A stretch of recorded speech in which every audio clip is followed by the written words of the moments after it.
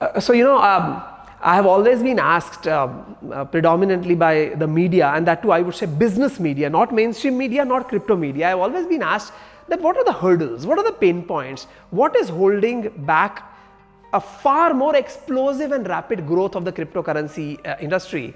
And I always tell them that the second biggest problem we have is regulations, and that too, it is not so much that these regulations are difficult.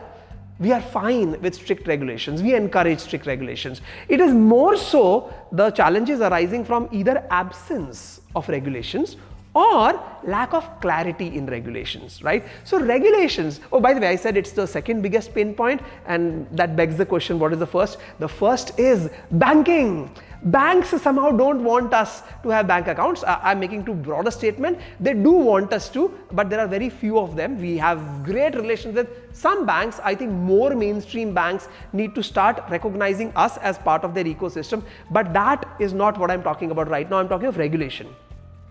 On the whole, regulations are getting saner, more reasonable, more accommodating, more encouraging. But this is on the whole. There will be these pockets of knee-jerk regulations which come where, central banker, for example, passes a diktat that no bank can give an account to anybody, individual, business or otherwise, who is going to transact cryptocurrency. In some cases, they might have far worse regulations that come in, but on the whole, like I said, things are getting better. But this is a very superficial analysis. If I go one layer below, and you could go many more layers below, we will have that conversation at another point of time. But if you go one layer below, what are the concerns of the regulator? The concerns of the regulator are threefold. One is transparency, because if fiat currency is moving through various parts of my economy, such as banks, credit cards, debit cards, the e-commerce system, etc., the regulator has a view into it. But maybe if something is moving on the blockchain, they fear they may not know what is going on. So one thing is around transparency.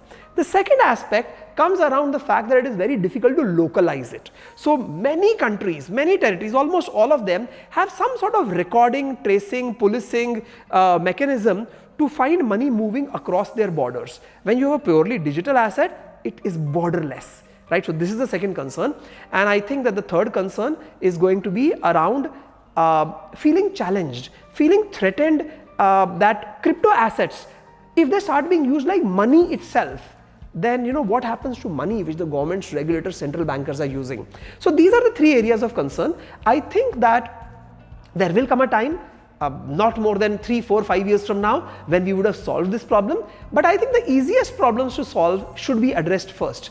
And most importantly, this thing around transparency, I do not see any government, regulator, policy maker or somebody who oversees a certain activity being happy with not knowing what is going there. So at the least, they want to know what's going on there, and I think mechanisms can very easily be evolved. We have worked with regulators, central bankers, and advised them on it. They have been very receptive. There can be some amount of things that can be done at the technology level, maybe even at the protocol level, to make this a little more transparent. I think that is where the first huge step towards converting this wave into a tidal wave is going to come from.